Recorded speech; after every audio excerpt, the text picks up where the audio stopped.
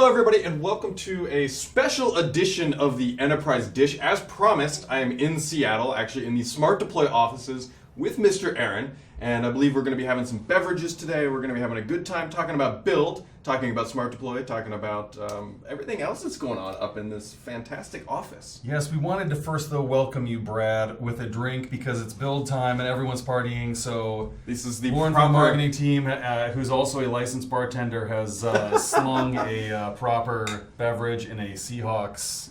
You might glass. think of SmartDeploy with Windows, but they have many hidden talents. Yes, it is a multi-talented team. So getting the day started right here. Wow. I mean, it's just it's got everything except for the umbrella, which is awesome, and you can't see, but it really is done up right with that. I mean, this is a proper Bloody Mary. This is here, not too spicy. I say stick around till the end because this might get a little. We're gonna get loose. But Danny, so yeah, how's it been? I mean, there must have been parties and the whole thing. Yeah. Yeah, so it's a typical conference, right? It's the Build conference. It's Microsoft's big developer show of the year. Lots of announcements. It's nothing major, like game changing, but I think a lot of really quality things came out of the show.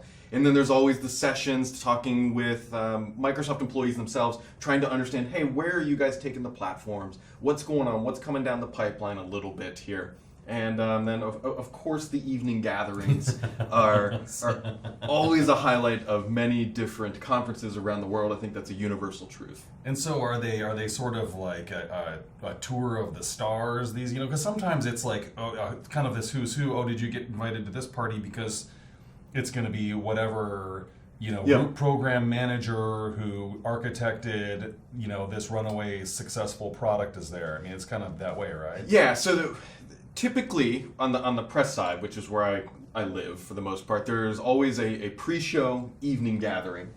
And then there's always a gathering the first night of build, which that's the one you want to go to. The introductory meeting party, whatever you want to call it, it's a good one. It's after they get out of that keynote stuff. That's when the execs will come out and play. Joe Belfiore and a bunch of other people showed up. And so it's a good time. They always have it at different places. They had it at a bowling alley up on Capitol Hill. Oh, I can't think. The garage? Yes, at the garage. Wonderful venue. Yes, it was a fantastic time. It was loud. I was a little nervous that all the gatherings I would lose my voice for this, but I think the Bloody Mary's helping. Yes, exactly. Lubricating the vocal cords. It's going to be great. Yeah, get through this. Yeah. So why don't we just dive into just a couple of announcements here? There's a lot to talk about. We're going to just kick it off here. One of the big announcements here, and this came out as a surprise, and candidly, it probably shouldn't have surprised me too much, but Microsoft announced a native terminal for Windows 10. Well, so it's but it's really like that. The thing I picked up was that you could like theme the terminal, right? I mean, that was the most eye-catching thing is, hey, another command line, another way to come at whatever PowerShell or, I always just type in CMD and off it goes. Yep. But the fact for people who live in this, and we have many of those people here, the ability to kind of like change it up a little bit, like really literally can make a difference for your eyes. Yeah. And that's why everyone goes, white characters on a black background is just to avoid the kind of eye fatigue. Mm-hmm. So I think it's kind of cool. Yeah, and it comes with like actual tab support for the window, right. Or the window candy, if you want to call it. It supports basically everything that's in Windows these days. And the nice thing about it, too, is that it's not part of the OS, right? One of the issues with a lot of Microsoft technologies in previous versions of Windows, you had to wait for Windows to be updated. You had to wait for those features to come down. Terminal is going to be updated very quickly. It's actually out on GitHub. You can go install it if you want. And I think this is going to be, a pretty big deal for a lot of people on Windows. So it's an app. Yeah, it's effectively an app with all the deep ingrained controls that you want. Taps into the subsystem for Linux, which got a big update. Then you've got your PowerShell, you got tabs, you got emoji support if you want it. If that's what's been holding you back. We've all been waiting for that support. I know. That's why I didn't use command line. Didn't support emojis. It's it'll be fun. I think it'll be widely adopted. I think that it'll be people will love it, and I think that there will be a ton of positive feedback. And the fact emoji support is sort of just like a fun thing. Yep. And for again, the people, there are people whose lives are in this environment, 8 hours a day, 10 hours a day, between that and an IDE. So you're running between, a command shell and Visual Studio. And I'm sure a lot of people who watch and listen to this are those people. It really can be a meaningful difference in terms of your lifestyle. And the fact that you can have some fun with it is just icing on the cake. That's just a wonderful nuance to it. And I think that's a plus for sure. Yeah, if you can make it yours, people tend to use it more often, right? It's a real simple idea.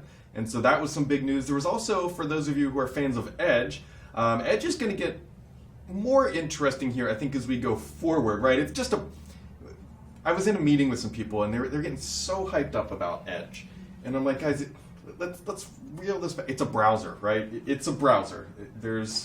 I'm happy that you guys are seeing adoption. So these people were getting excited. Were these customers? Were these product managers, engineers? So candidly, they were Microsoft employees who were seeing a happy adoption of their browser, because typically, if you've been on the browser team for probably about a decade or so, most of the feedback you get hasn't been too positive. And then as soon as they gutted the whole thing and switched to a Chromium-based browser, they're like, our feedback's great. And we're like, well, yeah, it's like, let's just reel this back a little bit. But there's some new privacy controls coming, which will be nice. We're going to see Azure Active Directory integration, which I think is going to be the big play. That will make a lot of, that makes sense. That will be helpful. That I think is going to be the ace in the sleeve for Microsoft, that you open up Edge, you're already authenticated to your entire network. It's true single sign-on almost for the entire OS.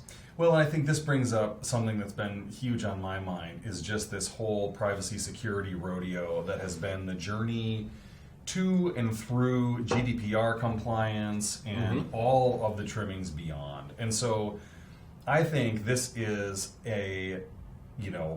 offering a step in the direction of, all of that. And it'll make it nicer, because if it's Azure AD single sign-on, for those of us who work between many different tools, that is a lifestyle changer, right? To not be like, again, here we go.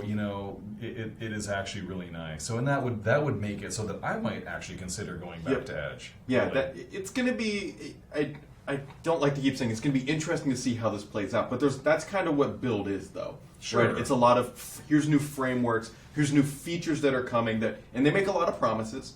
And we kind of got to wait and see if those promises materialize in the way that they demonstrate that. That's a great point. It is a developer conference, and so that means they're catering to the people who are going to go and build the products. Yep. This isn't the same thing as Ignite or these other shows where it's more like, here it is. It's really like, exactly, here's what could be.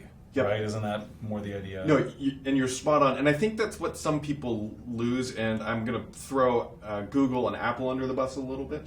Mostly because they've turned their development shows into sort of product announcements. Like Google had theirs yesterday, and they announced a new phone, a new home tablet screen thing. And so people look at Microsoft and be like, well, why aren't you announcing these great products? And Microsoft's shows are realistically people coding on a stage, right? They are building the tools that allow you to build infrastructure or build your applications. And so their announcements, while significant, they're not typically as flashy. Right, and there's no accident to that, right? Right. The dialogue internally, at least in the circles I'm around, has been, hey, here's what needs to happen at the show to make this more relevant to the audience. Yep. We want to cater to these kinds of people. Here's what they want to see. They want to see the live demo on stage. They want to see you go from the IDE, run it, see it actually work, right? Yep. They want to see an actual functional demo, and they don't want just this kind of smoke and mirrors, animation, simulation business. It's got to be authentic. And I think they've done a really great job of achieving that. Yeah. Build is about learning how to run your company's infrastructure better, as opposed to iOS and Android things where it's how it's going to run your life better, right? Yeah, and they're very different companies. Yes. So I think is very fair is that both Apple and Google really are primarily consumer oriented, where Microsoft really, for all intents and purposes, is enterprise oriented. Yep. Right. Yeah. That's where they derive a huge amount of, or B2B is the case, maybe not enterprise, but B2B. They're catering to the people who make the consumer products, right? They want to be the platform. So. Yep, and then we'll talk about 19H2 here at the end of the show, because that is related to the bet that was made. Oh, goodness. But Cosmos DB also got a lot of action. So I think Cosmos DB wins the award for the most announcements. Yes. Right? I mean, that in every category. Security, 3 Cosmos DB things. Privacy, 3 Cosmos... capability, whatever... new features, performance. There's like all these Cosmos DB things. And my favorite allegory or story about Cosmos DB is that it was made not for the general, originally not for the general public. Microsoft made it for themselves, right? And this was the tool that they used that was ultra high performance, ultra durable, and had everything, hence the name Cosmos. So the name even, I believe, and this I don't believe is a secret, is a carryover from this internal way they referred to this thing. And so it's one of these great things that was sort of accidental, and they, some smart person at one point said, hey, what if we turn this open to the universe?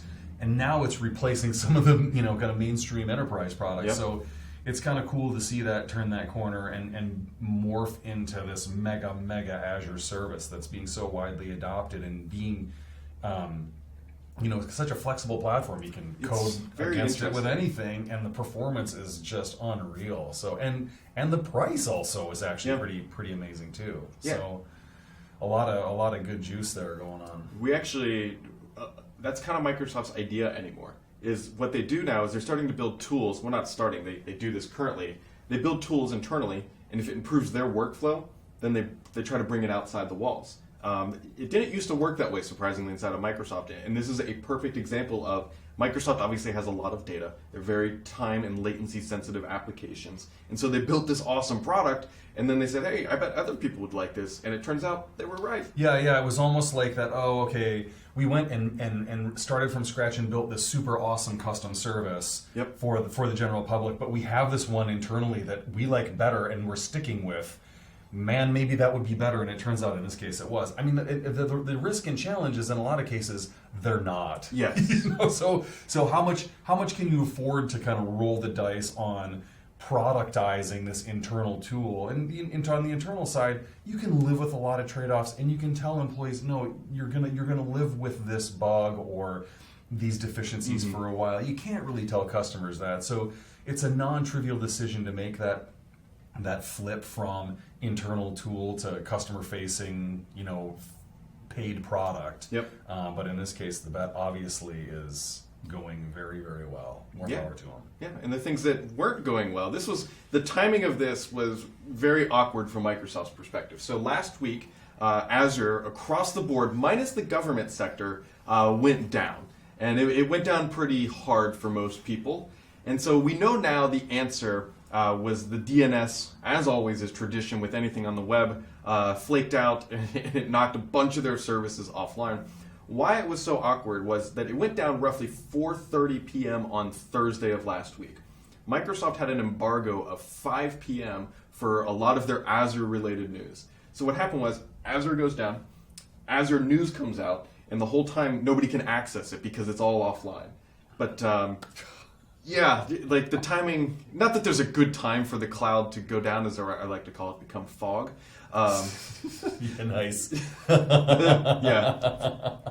But that was, that's the nature of the beast. Yeah, I mean, it certainly impacted us. We run a lot of our SmartDeploy services back-ended by Azure, and we design things so that any cloud downtime would not translate into, a direct incapability on the product side per se, but there was, a chunk of, shall we say, latency to get caught back up with back-end processes. So, yeah, we felt it, and the running joke internally was, the cloud never goes down until it does, right? Yeah. And then there it was.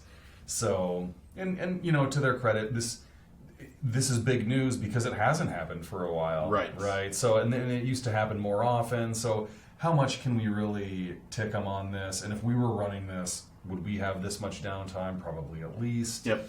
So I'm not too spun up about it. I'm not, as a customer, I'm not too wrapped up about it, but it is kind of funny to It's one of those things that hopefully this remains a one-off. Right. It's when this becomes more frequent that it is. An issue. I mean, it's gonna. There will be more downtime, right? I mean, this is an infrastructure. These are computers. They fail, and it's just kind of what is the source of that, and is it sort of benign, or was this, an attack of some kind that led to this? Were the systems taken down because of an attack or something? Or was there some kind of hiccup that failed? Was it a networking thing? Was it a storage thing? And that's sort of almost as important to me as a customer as the fact that it's down at all. Like, why is it down? Is my business at risk? Is my business, going back to the security privacy thing, is my business information at risk? Yep. Right. I mean that, and then from a liability perspective, then what's my responsibility to my customers? Do I have to go and tell everyone that some data got compromised? Like that's the worst case scenario. Hour or two of downtime, half a day of downtime, bad, but way better than, oh, sorry, you got hacked or Azure got hacked, and we have 5,000 customers whose data got compromised. That would be an absolute black eye nightmare for Microsoft and for all those customers, of which we were one. So yeah, I mean, Microsoft's whole business model is built on basically integrity of identity, right, and data protection. If those fail, then you have a problem. In this case, it was just a configuration update, which is probably the best reason for it to go down.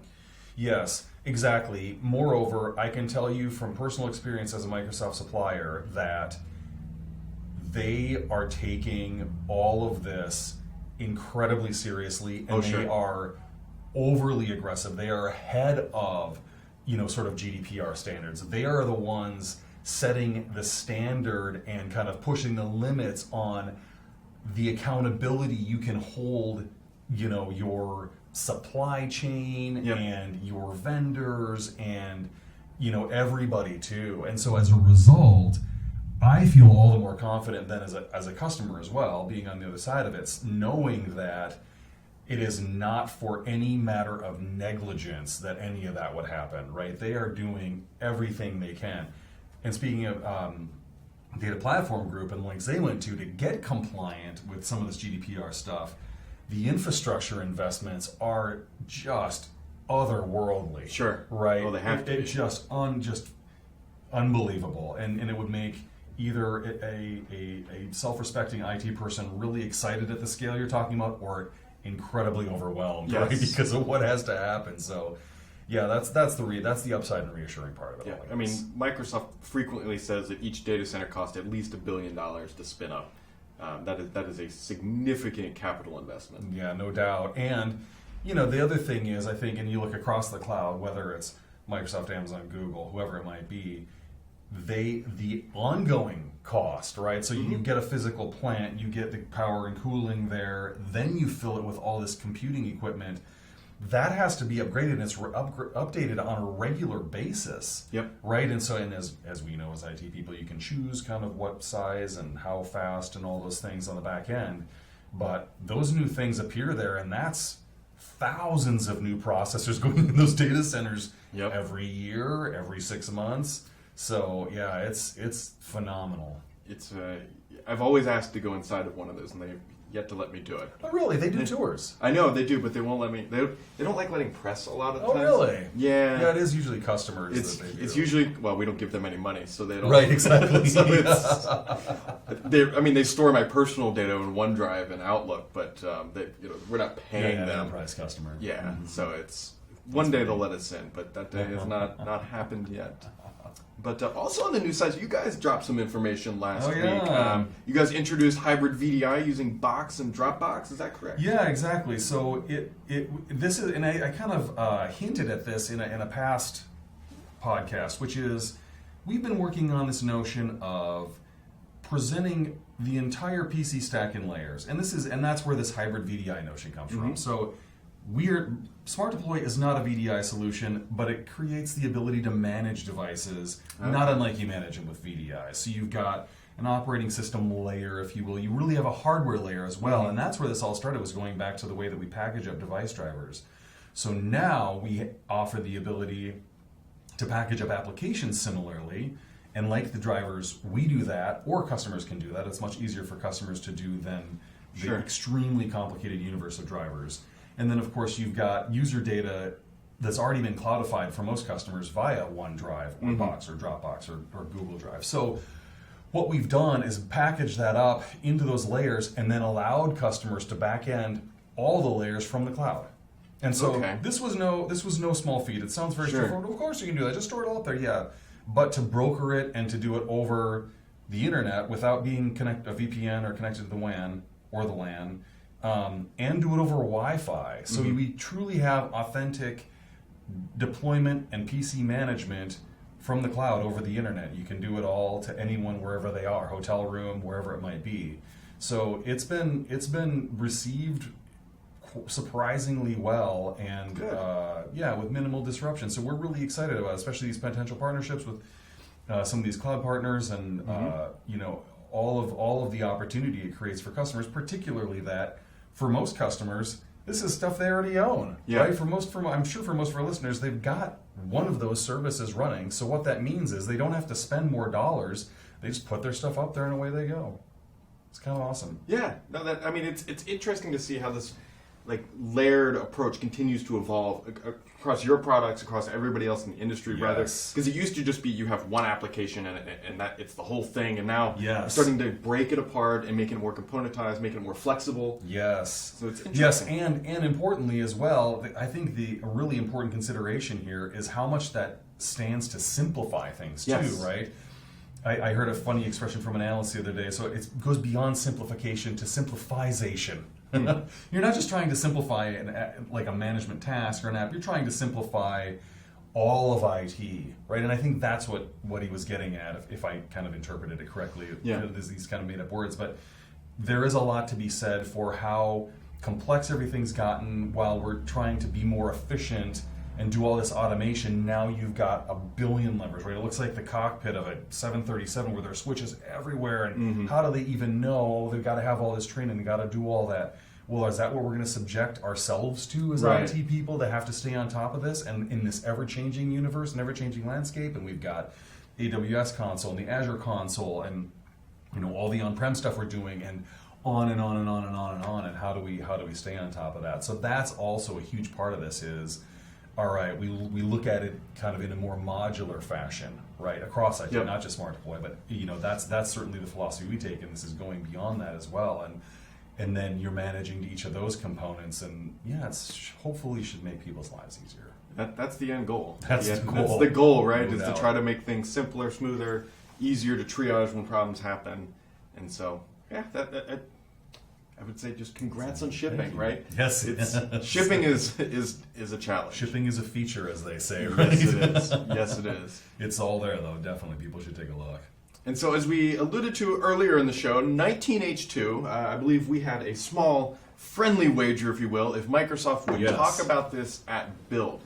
Now, we didn't have it written in the stone because it's a little complicated on the actual answer, because technically on stage, Microsoft did not say or muster a word about 19H2. Actually, they didn't talk about Windows at all, which is... I have mixed feelings on this. By the end of... I would say by this time next year, for sure, there will be 1 billion Windows 10 users, right? Probably. Yeah, there's 800 million, I believe, right now, and we've got that enterprise cycle coming here as we approach the end of Windows 7. So we'll have 1 billion Windows 10 users. They did not talk about Windows really in any capacity at their development show, despite the fact that this brings in between $6 to $8 billion per quarter.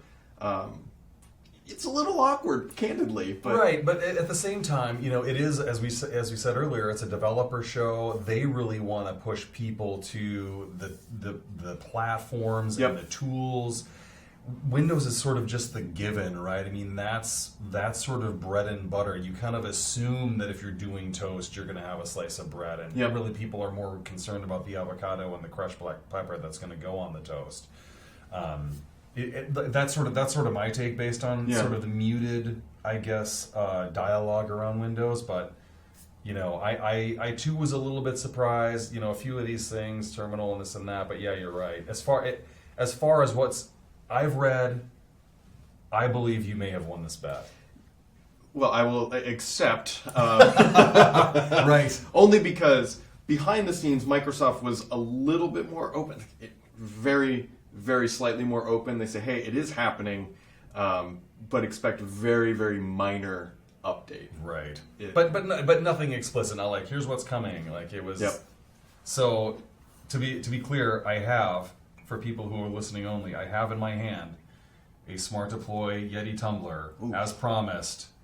Congratulations. Well, I had to bring something, and so what would any scholar or gentleman do? They would bring a mug with their own face on it. And so that way, when you're drinking your loser's tea or wine, Yes, right, yes, nice. you can remember that my face was awesome. Well, thank you for that reciprocal. Even though I lost, I'm very happy This is actually great. that made it up here. Yeah, I bet. 'Cause, I mean, it's a mug, and we know that things happen to luggage. Granted, I don't typically Yes. check luggage anymore to the best of my ability unless I'm forced to. But you never know what happens in that overhead bin. It can get a little squirrely. It can get rowdy up there. Yeah, It can. definitely. It can. So what else is going on here in SmartDeploy? It's a beautiful day Yeah, I up mean, here. so that was where we started, right? Before we started this podcast, I was commenting that you hit the jackpot with this weather. Too bad you're stuck inside a convention center all day because it is phenomenal weather. I went on this overnight bike tour.